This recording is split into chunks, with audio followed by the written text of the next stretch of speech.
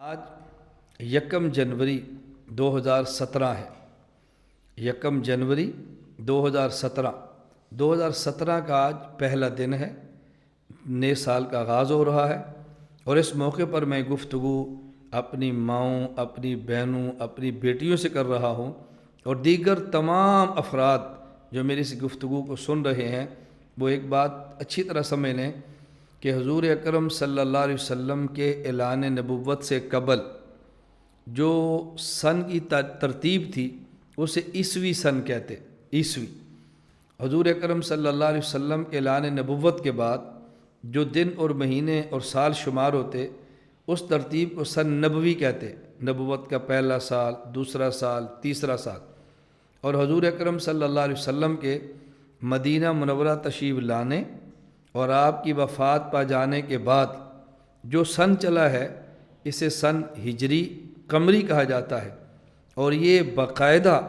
حضرت عمر بن خطاب رضی اللہ تعالیٰ عنہ کے دور میں شروع ہوا ہے۔ حضرت عمر رضی اللہ تعالیٰ نے فیصلہ فرمایا، تمام صحابہ کرام نے اس کی تائید فرمائی ہے، اور گویا اس بات پر صحابہ کا اجماع ہے کہ مسلمانوں میں جو شرعی مسائل کے لیے سن چلے گا وہ سن ہجری ہوگا، ایک سن عیسوی، ایک سن نبوی اور ایک سن ہجری۔ تو یکم جنوری 2017 یہ سن عیسوی ہے، جو ہمارے سال چل رہے ہیں مسلمانوں کے، جن کا آغاز محرم سے ہوتا ہے، ہم اس کو بھی ذہن میں رکھیں۔ ہم انگریزی سال بھی کہتے ہیں، عیسوی سال بھی کہتے ہیں، اس کا آغاز جنوری سے ہے، اور مسلمانوں کے لیے وہ سال جس کا تعلق شریعت کے حکام سے ہے اس کا تعلق محرم الحرام سے ہوتا ہے، اور یہ ہجری سال شمار ہوتے ہیں۔ تو جس طرح آج بڑی شد و مت کے ساتھ نئے سال کا تذکرہ کیا جاتا ہے، پرانے سال کے تذکرے ہوتے ہیں، اور اللہ ہم سب کی حفاظت فرمائے، 31 دسمبر کو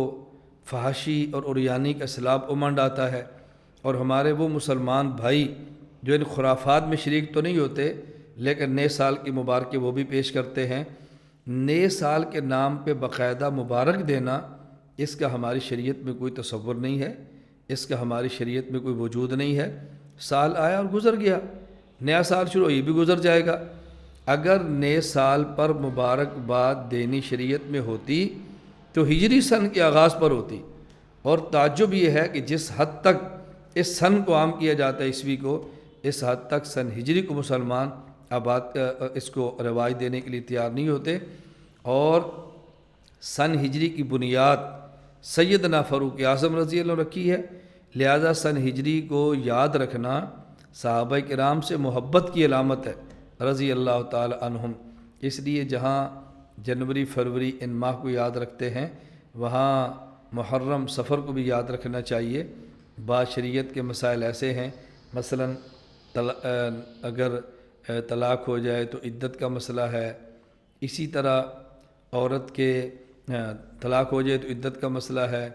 رمضان المبارک کے چاند رمضان کی گنتی کا مسئلہ ہے، عید الفطر کا مسئلہ ہے، اسی طرح حج کے ایام کا مسئلہ ہے،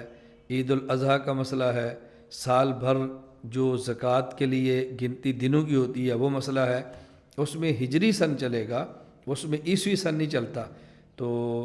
جنوری سے زیادہ بحیثیت مسلمان ہمیں محرم و سفر کو یاد رکھنا چاہیے۔ باقی اگر کوئی کسی ملک میں کسی جگہ پہ یہ عیسوی سن کی ترتیب سے حساب کتاب ہوتا ہے، ہم اس کو گناہ اور ناجائز نہیں کہتے، لیکن شرعی مسائل کا تعلق ہجری سن سے ہے۔ اللہ پاک ہم سب کو توفیق عطا فرمائے۔ میں آپ کی خدمت میں گزارش کروں گا کہ ہم اس بات کا اہتمام کریں کہ شریعت کو مقدم رکھیں، سنت کو مقدم رکھیں، اپنی پوری زندگی دین کے مطابق گزارنے کی کوشش کریں۔ اللہ تعالی ہم سب کو شریعت پر عمل کرنے کی توفیق عطا فرمائے۔